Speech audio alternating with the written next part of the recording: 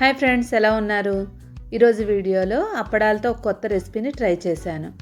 ఇది కనుక చూసి మీరు చేసుకున్నట్లయితే మీకు మీరే అనుకుంటారు ఇది నేనే తయారు చేశానా అని. అంత టేస్ట్గా ఉండి ఈ కొత్త రెసిపీని తప్పకుండా ఎక్కడ స్కిప్ చేయకుండా చూడండి.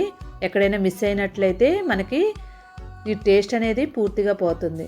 5 స్టార్ రేటింగ్ కిచెన్ని ఆదరిస్తున్న అందరికీ నా ధన్యవాదములు. దీనికోసమని పొయ్యి మీద పాన్ పెట్టుకొని 2 టేబుల్ స్పూన్ల ఆయిల్ వేసుకోండి. 1/2 టేబుల్ స్పూన్ ఆవాలు, 1/2 టేబుల్ స్పూన్ జీలకర్ర, పచ్చిమిరపకాయలు 5 చిన్న ముక్కలుగా కట్ చేసుకొని వేసుకోండి. అల్లం చిన్న ముక్క తీసుకొని తురుముకొని వేసుకోండి. ఇవన్నీ వేసిన తర్వాత మనకి పచ్చిమిరపకాయలు అల్లం బాగా వేయించుకోవాలి. ఇవి బాగా వేగితే మనకి ఫ్లేవర్ అనేది ఆయిల్లో పడి మంచి టేస్ట్గా ఉంటుంది. ఫ్రోజన్ బఠానీలు అంటే గ్రీన్ పీస్ 1 కప్పు తీసుకొని వేయించుకోండి. గ్రీన్ పీస్ వేసిన తర్వాత 2 నిమిషాలు మూత పెట్టి అలానే ఉంచేయండి. అప్పుడు కుక్ అవుతుంది. 2 నిమిషాల తర్వాత మూత తీసి ఒకసారి బాగా మిక్స్ చేసుకోండి. ఇప్పుడు 2 బంగాళదుంపలను ఉడికించుకొని మెత్తని పేస్ట్లా తయారు చేసుకొని దీనిలో వేసేసుకోండి. బంగాళదుంప పేస్ట్ వేసిన తర్వాత ఒకసారి బాగా మిక్స్ చేసుకోండి. మంటని లో ఫ్లేమ్ మీద పెట్టుకోండి, లేదంటే మాడిపోతుంది. వేయించుకున్న తర్వాత 1/2 టేబుల్ స్పూన్ పసుపు, 1/2 టేబుల్ స్పూన్ ధనియాల పొడి, 1/2 టేబుల్ స్పూన్ జీలకర్ర powder, 1 table spoon red chilli powder, 1/2 table spoon garam masala powder, salt రుచికి తగినంత. కారం కావాలనుకున్న వాళ్ళు ఇంకొంచెం యాడ్ చేసుకోవచ్చు. ఆల్రెడీ పచ్చిమిరపకాయలు వేసాం కదా. ఇప్పుడు వీటినన్నింటినీ బాగా మిక్స్ చేసుకోవాలి.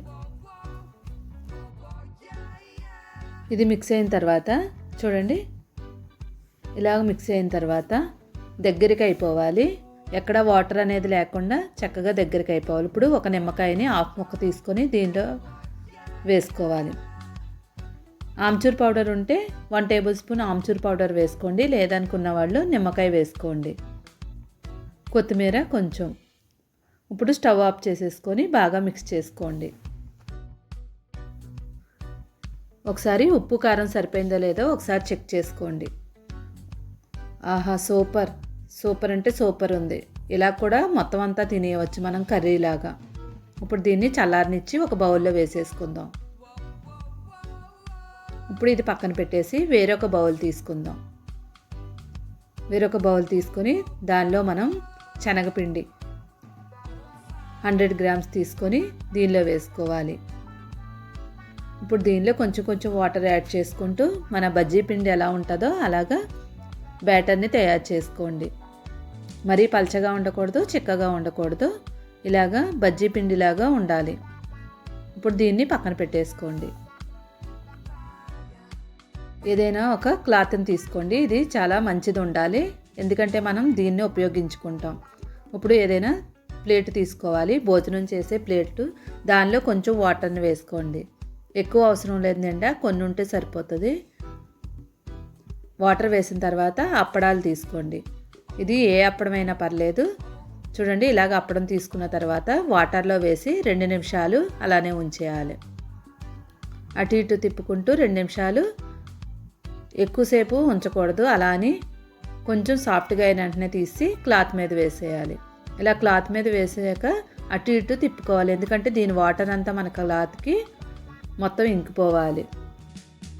ఇప్పుడు ముందుగా తయారు చేసుకున్న బ్యాటర్ని దీని మీద 1 టేబుల్ స్పూన్ వేసుకోవాలి. మరీ ఎక్కువ వేసుకోకండి, 1 టేబుల్ స్పూన్ సరిపోతుంది. ఈ బ్యాటర్ అనేది చూడండి చిక్కగానే ఉంది, పల్చగా లేదు. ఇప్పుడు ఇది మొత్తం స్ప్రెడ్ చేసుకోండి. ఇలా స్ప్రెడ్ చేసిన తర్వాత మనం ముందుగా తయారు చేసిన ఈ బంగాళదుంప మిశ్రమాన్ని దీనిలో పెట్టుకోవాలి. మరీ పెద్దగా కాకుండా చిన్నది పెట్టుకొని రోల్లా చేసుకోండి. ఇప్పుడు దీన్ని ఫస్ట్ కింద నుంచి పైకి ఫోల్డ్ చేసుకోవాలి. నెక్స్ట్ సైడు, నెక్స్ట్ ఇటువైపు జాగ్రత్తగా ఫోల్డ్ చేసుకోండి. ఆల్రెడీ అప్పడం తడిపాం కాబట్టి మనకి ఏమాత్రం విరిగిపోదు. ఇప్పుడు రోల్లా తయారు చేసుకోండి. ఇలా ఫోల్డ్ చేసుకున్న తర్వాత ఇలా పక్కన పెట్టేసుకోండి. పెట్టేటప్పుడు రివర్స్గా పెట్టుకోండి, అలా పెట్టుకోవాలి. ఇప్పుడు మళ్ళీ ఇంకొక అప్పడాన్ని చూద్దాం. అప్పడం తీసుకున్నప్పుడు కంపల్సరీ కొంచెం పెద్ద సైజు ఉండేలా చూసుకోండి. ఎందుకంటే మనం ఫోల్డ్ చేసుకునేటప్పుడు పెద్ద సైజు ఉంటే మనకి రోల్ అనేది పెద్దగా వస్తుంది. ఇప్పుడు క్లాత్ మీద వేసుకొని అటు ఇటు వేసుకున్న తర్వాత శనగపిండి బ్యాటర్ని దీని మీద వేసుకొని స్ప్రెడ్ చేసుకోండి. ఇలా స్ప్రెడ్ చేసుకున్న తర్వాత బంగాళదుంప స్టఫింగ్ని దీని మీద పెట్టుకొని ఫోల్డ్ చేసుకోండి. ఫస్ట్ కింద నుంచి పైకి, నెక్స్ట్ వన్ సైడ్, తర్వాత టూ సైడ్స్. ఇలా రెండు వైపులా ఫోల్డ్ చేసుకున్న తర్వాత రోల్లా తయారు చేసుకోండి. రోల్ చేసుకునేటప్పుడు లోపల ఉన్న స్టఫింగ్ బయటకు వచ్చేస్తుంది, జాగ్రత్తగా ఫోల్డ్ చేసుకోండి. చూడండి, ఇలాగా ఫోల్డ్ చేసుకున్న తర్వాత ఎప్పుడు ఇది రివర్స్లోనే పెట్టుకోవాలి మనం సీల్ చేసే వరకు.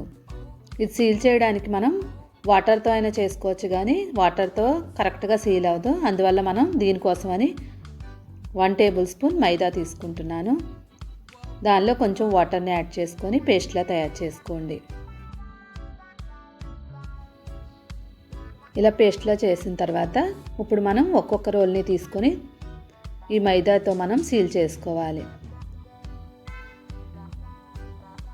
ఇప్పుడు మనకి ఆయిల్లో వేసినా కూడా లోపల ఉన్న స్టఫింగ్ బయటికి రాకుండా చక్కగా వేగిపోతాయి.